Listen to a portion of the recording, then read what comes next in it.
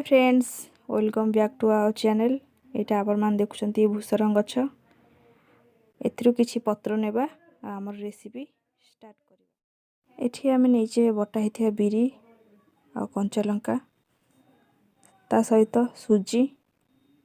बिरीटा अधिक सुजीटा कम नबा जहा फल कि बराटा पूरा क्रिस्पी आउ टेस्टी होता है।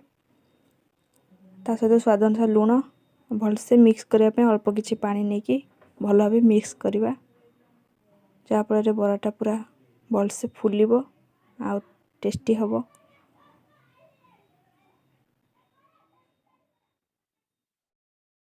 एबे एथिरे किछि भूसरंग पत्र जोटा आम आनी सेटा किछि देकी एबे आमे आको भल भाव मिक्स कर नबा।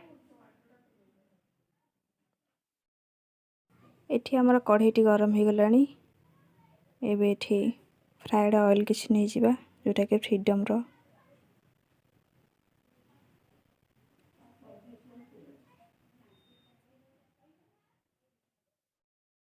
तेलटी एठी भल भाव गरम हो गलानी।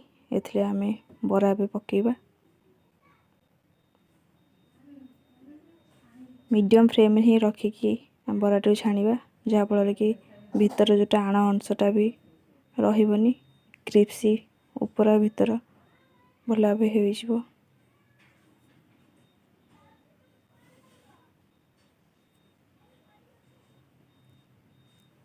एपट सेपट कर भल भाव लौटे दबा। तेलटी एठी भल भाव गरम बराटी हल्का ब्राउन हो गलानी।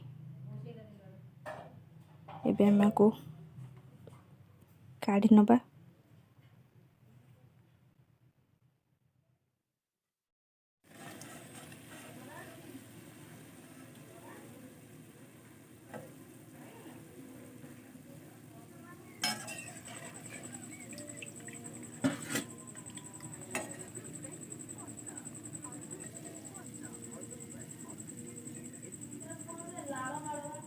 सेम प्रोसेस रे आमर एठी सब जाक बरा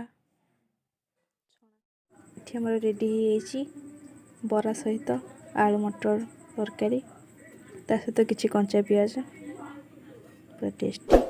आपण माने देखुथिबे बराटी मध्य केते क्रिस्पी हेजी तरकारी भी पूरा टेस्टी।